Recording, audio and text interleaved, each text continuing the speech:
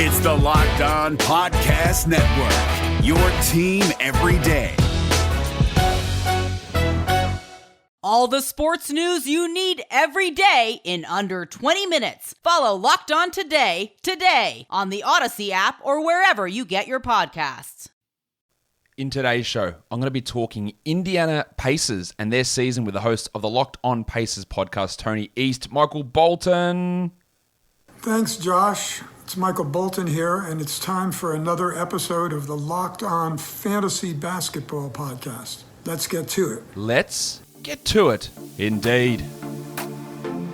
You are Locked On Fantasy Basketball, your daily fantasy basketball podcast, part of the Locked On Podcast Network.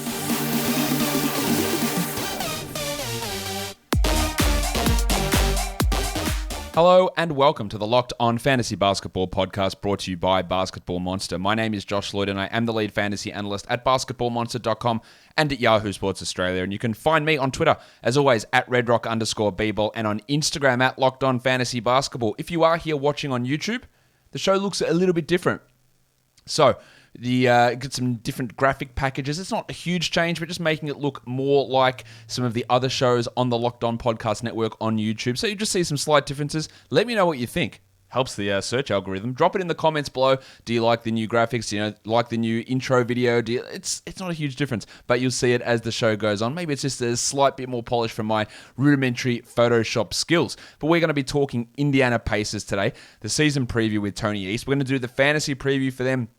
After this, there's going to be positional tiers for point guards coming out today. You'll have a shooting guards one coming out later in the week. We're going to have plenty of other season preview shows. We're going to have mock drafts next week. Points League mock draft will come next week, the first one of those. So be prepared for that and be on the lookout for an announcement of how you can get in and be a part of that mock draft. But without further ado, even though there's been lots of ado already, let's bring in Tony East.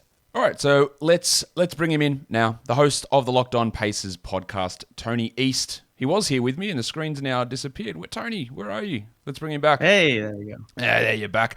Technical difficulties. Tony, welcome back to the show. Glad to be back. Glad to talk Pacers. They've had a very subtle offseason, but still some interesting changes from a fantasy perspective. Yeah, definitely had some interesting changes, of course. The number one of those being a new coach coming in, which we are going to talk about shortly. But let's talk, how we start all of these shows, and that's by looking at or talking to my guest and asking them who is their projected starting five opening night. Tony, let's go. Yeah, I think it's going to be the same as the Pacers ideally would have had their starting 5B last year, which would be Malcolm Brogdon, Karis LeVert, TJ Warren, Domantas Sabonis, and Miles Turner. The trouble they had last year is Warren only played 4 games, and in those 4 games, Oladipo was still their shooting guard, so they've never seen him with LeVert. So they've never had Warren LeVert. They've barely had LeVert Brogdon. They barely had LeVert Turner. They had so many injuries last year that this starting unit has never fully played together, and even if in combos of 3 last year was pretty sparse. But given the team's offseason moves, they're hiring of a new coach, or I guess lack of offseason moves and hiring of a new coach who has said some nice things about Sabonis and Turner. It seems like that this is the most likely starting 5 heading into next season. Yeah, for a team, again, that was injured so much and had so many guys in and out, there seems to, I don't think there really is any debate this is going to be the starting 5. I don't really know what other direction they could go in. I guess they could put LeVert as a super 6th man, the way he played in Brooklyn, and start Justin Holiday for defensive purposes, but really I think that they do view LeVert as a key future piece, maybe more so than Warren and Brogdon on this squad, so they want to get him with the ball in his hands, but that's something we're going to talk about here as well. But let's move on to the next part of this, and that is the bench rotation. Most coaches will run 5-man bench, a 10-man rotation in general. So if you're running a 10-man rotation, what do you think Rick Carlisle is doing with this squad? Man, I personally just kind of shrug because there's a couple guys you could argue deserve minutes at the back of this team. When we kind of ran through the Pacers rotation on Locked On Pacers, TJ McConnell, given his contract in play, locked to be in this rotation, and Justin Holiday, given his play, is a lock to be in this rotation. Everybody else, for various reasons, I think they'll play some of these guys, but I'm not really sure, right? O'Shea Brissett was fantastic at the end of last season for the Pacers, and he's only 23, so he's likely to grow, and they would like to give him more opportunity. I've also assumed he would be a lock to play. And then Duarte, they just drafted. He was really solid in Summer League, and Torrey Craig, they just signed. So intuitively, those 2 guys would make the 10. But one, we've seen Rick Carlisle teams in the past not give a lot of playing time to younger players, and Duarte is older for a rookie. I just mean in terms of experience. And Torrey Craig, who knows how they value him, since he's kind of duplicative positionally with Justin Holiday and O'Shea Brissett. And they also have Goga Bitadze, who it makes very little sense for their third-year big to not play at all. I get that the rest of their roster is what it is, but it's kind of hard because of all those factors to put together a second five that you can confidently say, I expect these five guys most of the time. But the five on the screen in front of me, McConnell, Duarte, Holiday, Craig, and Brissett, would be the five that I think are the most likely to comprise of the second unit for the Pacers this year. I think that's probably right. You could make an easy argument that, say, Craig doesn't play every night because, again, his lack of offense might be an issue. And then you've got Brissett and Holiday who can do the defensive stuff, and they put Bitadze in there. We also haven't included in that five-man bench rotation Jeremy Lamb, who was poor at times last year, coming back from that devastating knee injury. Now reports coming out, Tony, that they might be looking to move on from him. I don't really think there's any value in trying to trade him away. No one really wants Jeremy Lamb at this point, given the way that he looked last season with his knee. But he's another name in there. Edmund Sumner was a key part of the rotation last season as well, and it's going to be hard for him to get a look in. So there are many different ways that rotation can go. And you did mention a good point about Carlisle and hesitancy with younger or less experienced players. So, Sumner could easily get that nod over Duarte in there, or Jeremy Lamb has that position. So what's the update there on Lamb and that trade report? Yeah, he's an interesting guy when you look at the rotation, because if you just go on merit of play recently, last year, the way the team plays, whatever you want to look at it, Lamb should not be in the rotation at all. And I know you're asking about the trade report, and this kind of all ties together.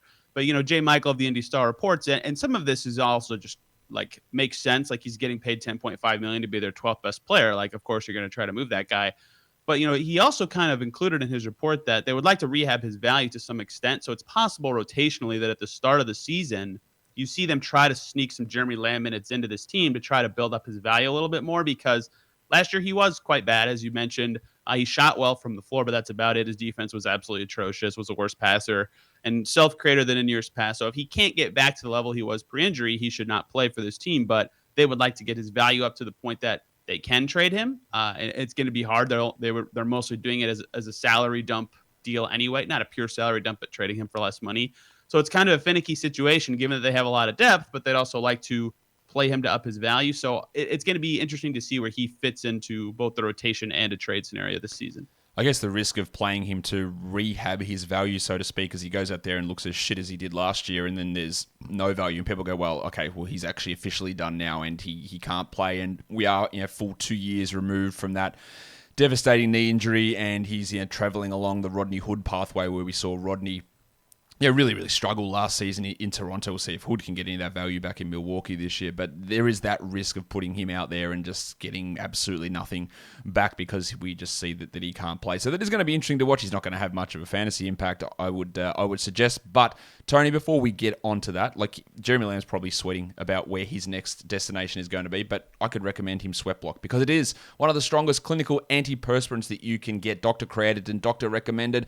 I'm sure Jeremy Lamb has seen it on the Rachel Ray show when they tested on firefighters, and we know they work in a hot environment. What it is, the Sweat Block wipes. You put it on, wipe your underarms before you go to bed, have a sleep, wake up the next morning, have a wash, go off to work, go off to school, whatever you need to do, and you're covered for up to 7 days with Sweat Block. You might put it on twice a week if you are an exceptionally heavy sweater. You don't want to have to decide your day, what color shirt am I going to wear? Which one's going to show sweat stains less? You don't need that. Put on the Sweat Block wipe, and now you can do it for 20% off at sweatblock.com by using our promo code LOCKEDON.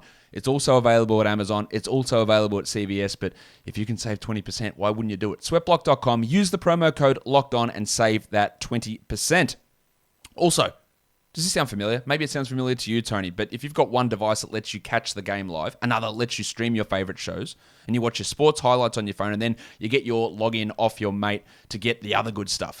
That's too much stuff. Well, I want to tell you about a simple way to get all that entertainment you love without the hassle, and a great way to finally get your TV together. It's called Direct TV Stream, and it brings live and on-demand favorites together like never before, so that you can watch your favorite sports, movies, and shows all in one place. That means no more juggling remotes and no need to buy another device ever again. And the best part, there's no annual contract. So get rid of the clutter and the confusion and get your TV together with Direct TV Stream. You can learn more at directtv.com. That's directtv.com. Compatible device required. Content varies by package. Tony, I'm not going to ask you about whether your content varies by your package, but let's talk injury situations here, because we had a few players that didn't play at the end of last season. Miles Turner was out with a toe issue. Is he ready to go? Yeah, it seems like it. He's been working out a lot this summer, including with Rick Carlisle down in Texas, where he's from. They had a bunch of summer league interviews. If you watch any summer league games, you know they interview whatever athlete is just randomly sitting available by the game. But Miles Turner, I think, did an interview like 3 or 4 of the Pacers' 5 summer league games where he talked about his injury. And he said he's basically ready to go for next season, or will be ready to go for next season again. Has been doing like actual basketball, holding a ball work this summer.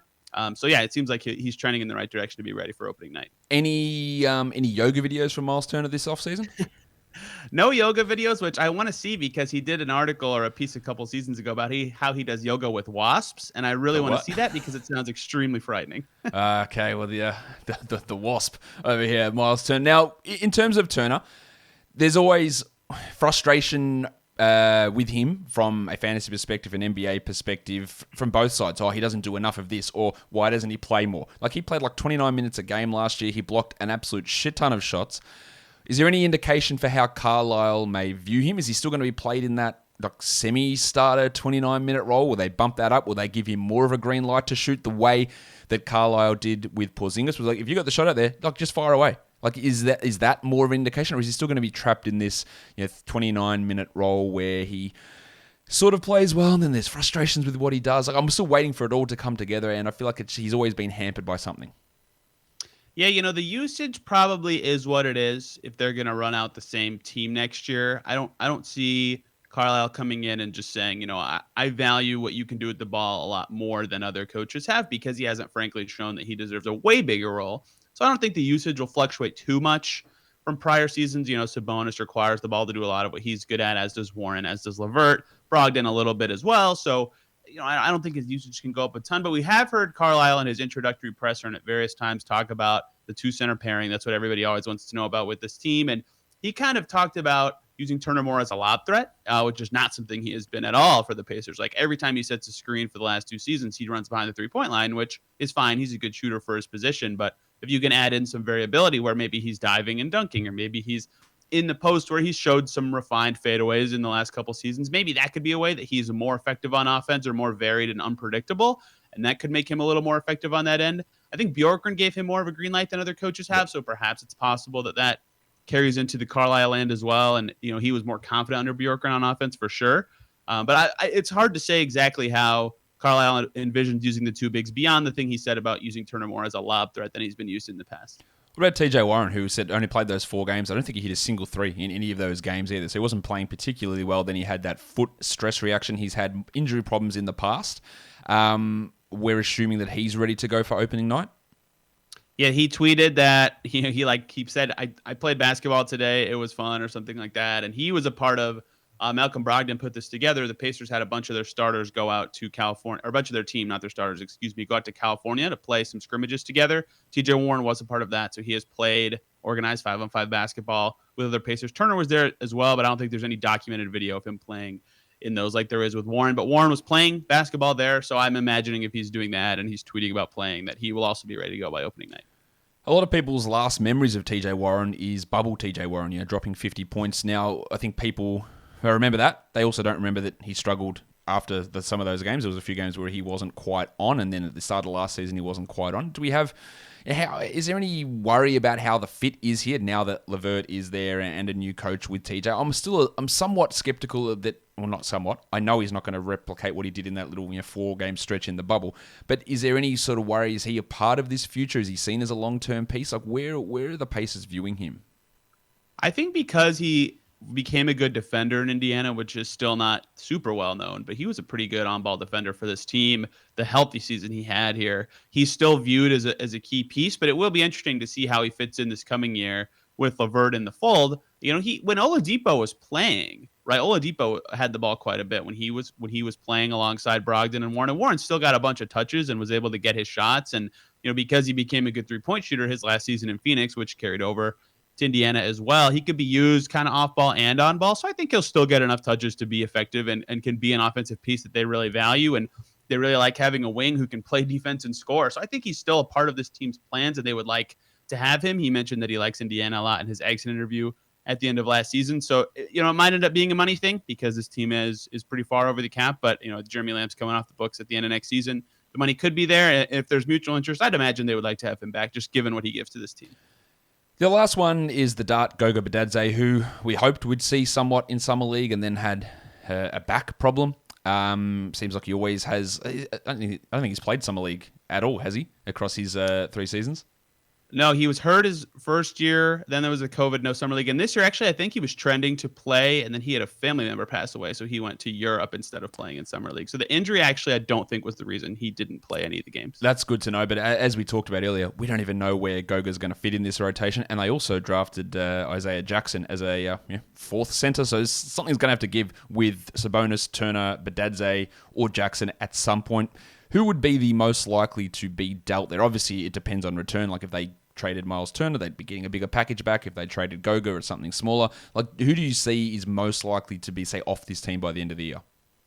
Yeah, it's pretty interesting. I think the two most likely would be Goga and Turner because Sabonis, a 2-time All-Star in a market like Indiana, you really value that guy, and he's been trending upwards every season of his career. Isaiah, they really like. He just had a really nice summer league. So with Goga, he's good, and I think that it's a shame that he can't find minutes on this team. But, you have a former 18th pick who you can't play at all. It seems like you try to move him for something that you can use or like a future asset you can get value out of. And again, given their precarious position to the luxury tax, I would not say you salary dump Goga by any means at all. He still has a lot of promise as a young player. But if you can get a future asset that makes more sense for your team and frees up some necessary money this year, you can move on from him. And then with Turner, we've gone over these questions since in 2018 when Sabonis had his coming out party after that season of can these two fit together? Which one will they eventually move? Well, now there's only 2 seasons left on Turner's deal, which is kind of like from that point on, his value just kind of goes down as the time remaining on his deal shortens. So it seems like if you're going to move one of the 2 starting bigs, it would be Turner,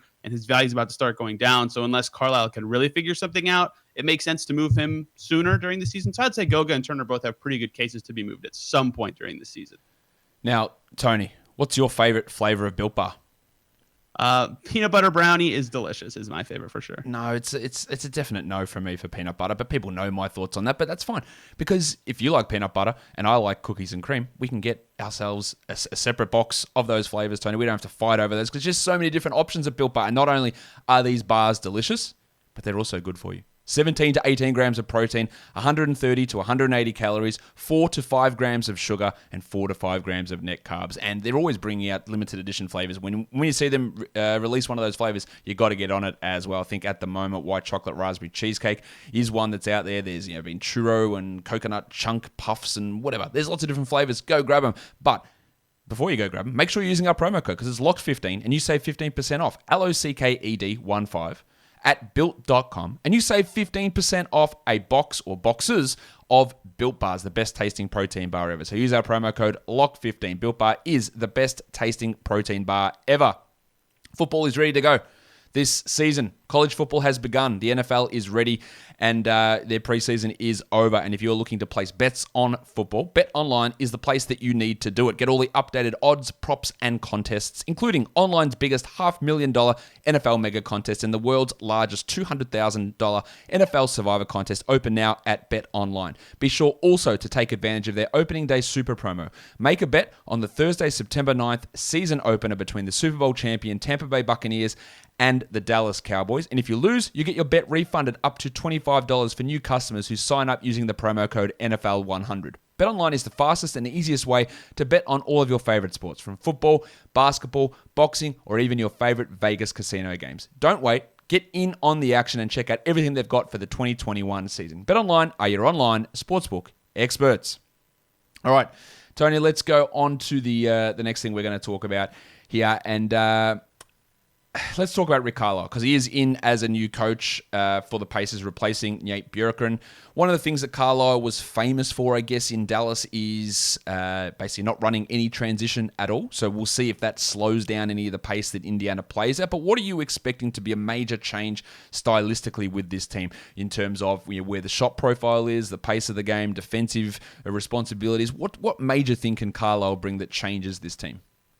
The first one to me is going to be on defense. Just having a base defense, which sounds super simple from a basketball perspective. But if you watch the Pacers last year, and Nate Bjorkgren, thinks a lot about basketball and ways he can get an advantage tactically during the game. And at times that was a benefit for this team. But a lot of the times he would try something gimmicky on defense, or, he'd change the lineup and change the defensive scheme at the same time. And they ran so many defenses throughout every game. And a lot of times those got torched, right? They had some poor defenders last year. They had Jeremy Lamb playing the 4 a lot, which didn't work for them on defense.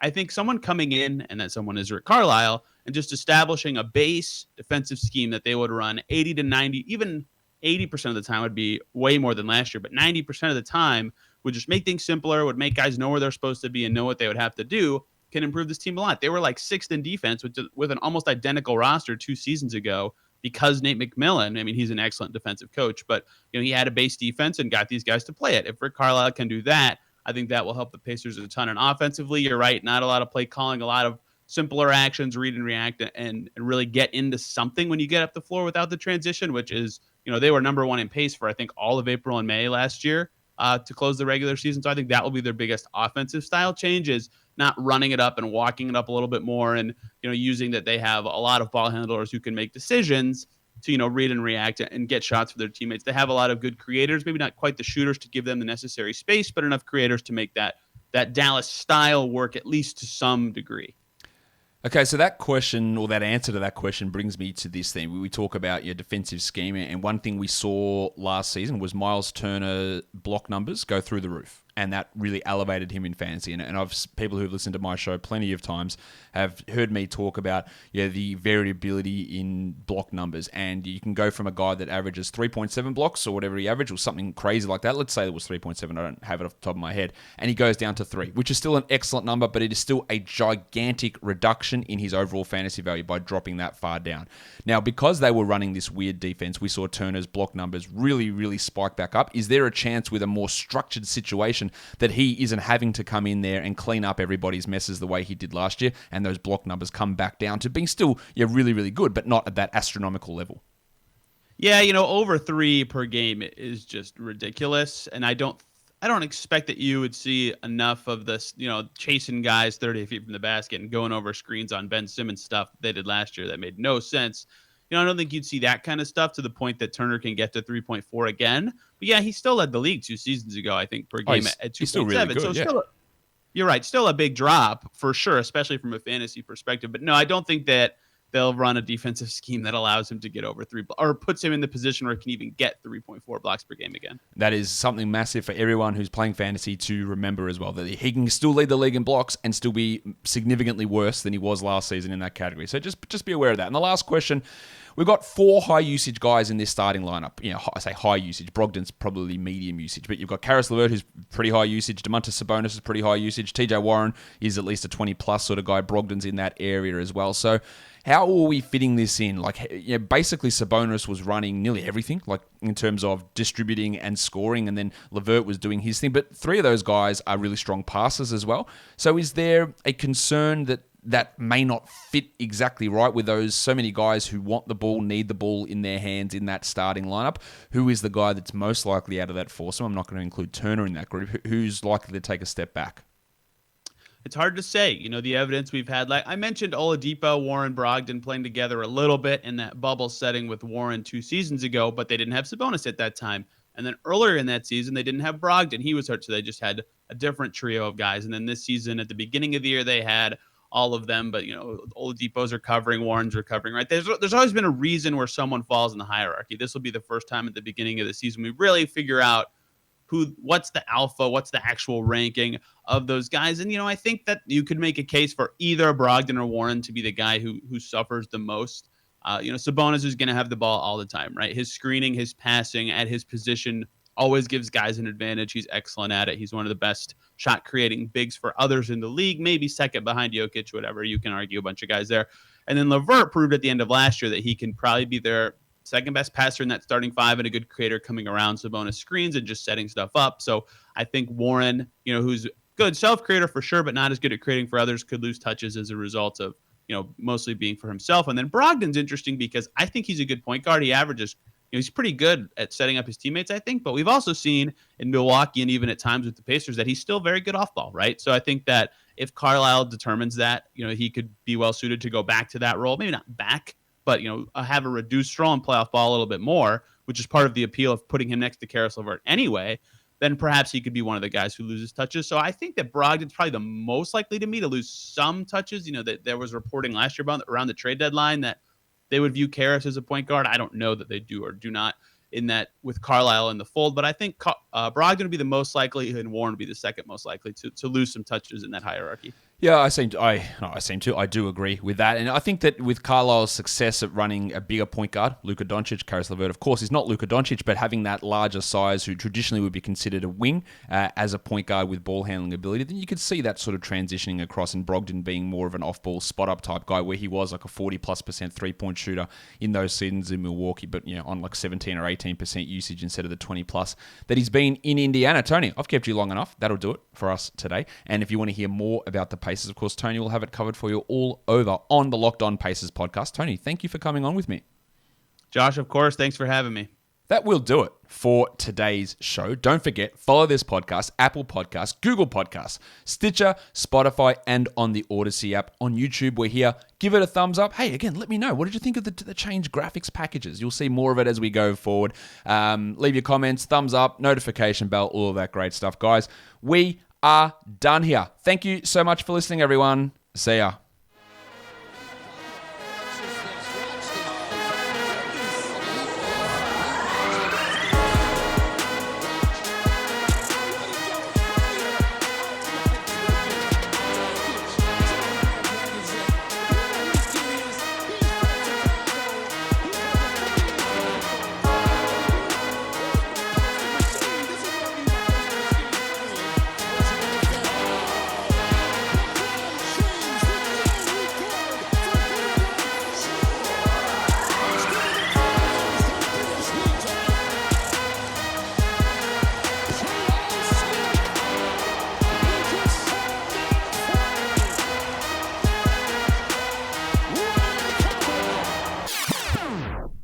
NFL teams are trimming down while the SEC lays down the law. Here's what our local experts are locked on today.